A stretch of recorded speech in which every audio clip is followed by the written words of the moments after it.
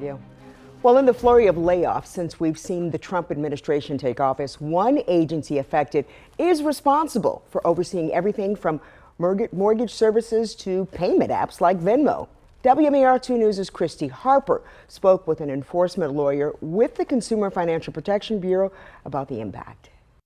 About 2 weeks after the new administration was sworn in, Becky Coleman got an email. It said, "Stop all work." Which isn't totally abnormal for a little bit. The problem is, the agency she works for, the Consumer Financial Protection Bureau, is the only one that makes sure places like a mortgage company take care of your payments properly. Stopping all work whatsoever is very abnormal.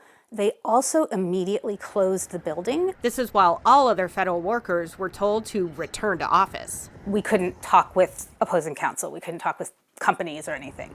That's core to what the CFPB does. Created in 2010 in response to the foreclosure crisis, the Bureau's mission is to make sure consumers have access to reliable finances. It's also not funded by taxpayer dollars. We are funded by money that comes from the Federal Reserve, from the interest they earn when they loan money to banks. Regulation is a hot-button topic.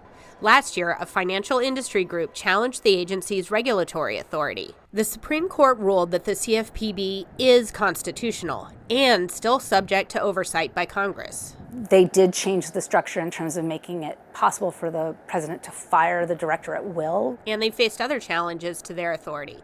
Last year, after the CFPB issued a request for information from mortgage lenders, a mortgage trade group pushed back, saying the industry had already done enough. But Becky says the CFPB continually finds new violations. Within financial regulation, there's lots of different industries, and so it made sense to Congress to put all of those together and have one agency specialize in financial consumer protection.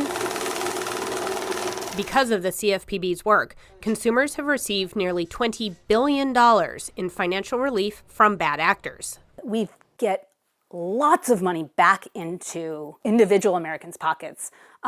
More money than it costs to run the agency, really. Despite that, the Trump-appointed CFPB director has maintained the work stoppage. So no agency is monitoring the complicated path of consumer access to money. If companies know that there's nobody enforcing things, then they don't have a lot of reason to follow the law. The CFPB's union is suing to allow regulators like Becky to return to the work Congress tasked them to do.